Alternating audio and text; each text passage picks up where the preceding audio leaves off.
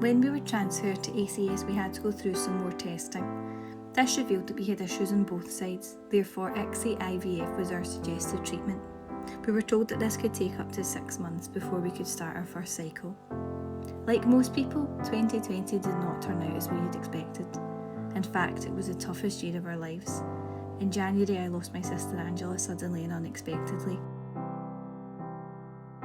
In early March, we went back to ACS to discuss our previous results and confirm our start date for our IVF cycle at last.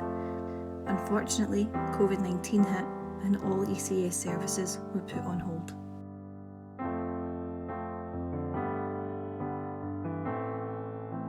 ACS services reopened slowly, but luckily we were at the top of the list because we already had our date. Things had changed, however. Greg was no longer allowed to come to appointments with me, and I didn't realise quite how many there would be before we started injecting. I'm obviously not medically minded, so this is just an account of our journey as we experienced it. There were numerous blood tests and scans to ensure that my reproductive system was working correctly.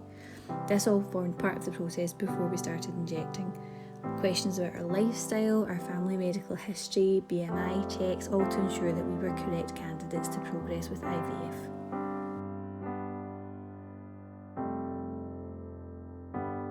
Our IVF cycle started with the ProStap injection.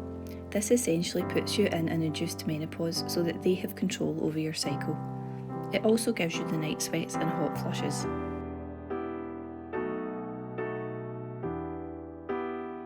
After my period started, I had to phone the hospital and then go in to get some more bloods taken. This was to determine my baseline hormone level.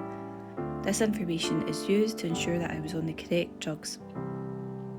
At that appointment, they gave me away a big bag full of drugs and all the needles and sharp box and syringes and everything I needed to start injecting a few days later.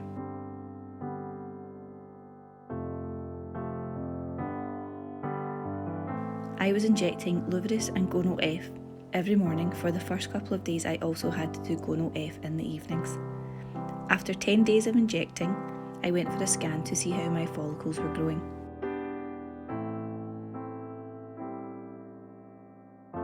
They were happy with my progress and told me to take my booster jag. I was also to take a nasal spray 4 times a day at set intervals ahead of my egg retrieval surgery. I found the egg retrieval process quite daunting.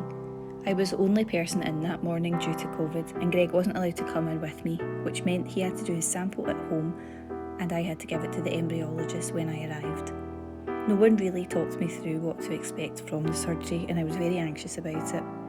It had been a really long journey to get to this point, with lots of waiting, and I think this was partly why I was so emotional. It was the realisation, sitting in hospital, about to get sedated, that this was actually happening. I was sedated for the procedure, and they managed to get 5 eggs. I was quite disappointed with this because at my scan a few days previously, they thought I had nearer 10 with a few more growing. After egg retrieval, the embryologist inserts the sperm into the egg using a needle. That's the ICSI part. And then you get daily updates on how they're developing. They call you in the morning, and I can't tell you how long we stared at that phone willing it to ring. 3 of our eggs had matured. All we could do was hope that they would continue to grow. The following day, we were told that only 1 had fertilised, which meant I was to go in for a day 3 transfer.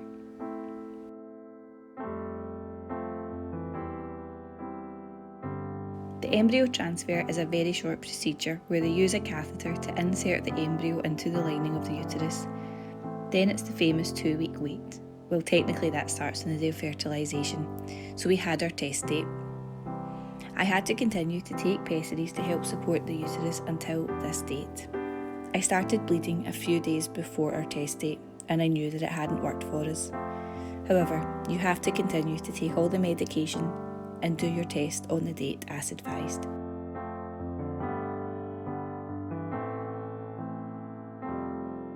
As suspected, our pregnancy test was negative.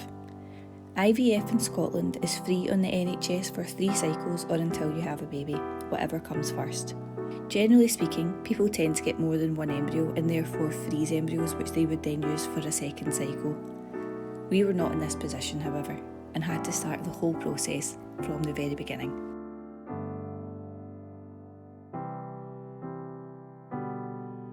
Strangely, I felt better going into our second cycle of IVF.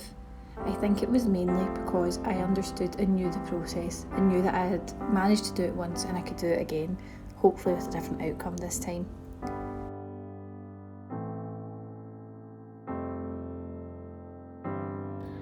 Hi Claire, Hi, what are you about to do? I'm about to do a very last minute pre-Zumba stabby stab. There you go. This is day This is your... 2. Aye. This is the last I have to do at night time, isn't it? Yes, 2 days at night and then every other day. In the morning. So, can you guess what I injected last time? Oops. Oh no. Made a bit of an arse of it. But I done that this morning, you can't see it, so I'm going to stick to this side because I don't want to go in the bruised bit. Okay. So, Go for it. Dialing up to 300.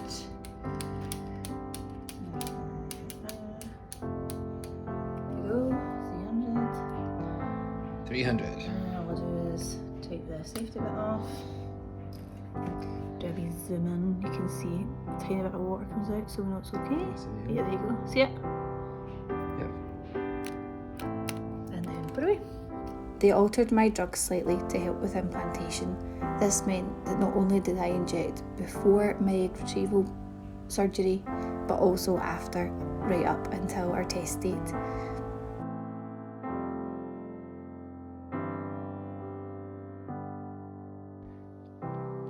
What's today, Claire? What are you about to do? I think I'm about to do my last injection unless something changes tomorrow at the hospital, but I think I'm... Last one. Last one.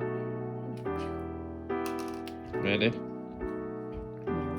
Ironically, the side effects of taking daily hormone injections are very similar to the early signs of pregnancy. I suffered from headaches, bloating, tiredness. I was nauseous, although not actually sick, and I also had the night sweats really badly.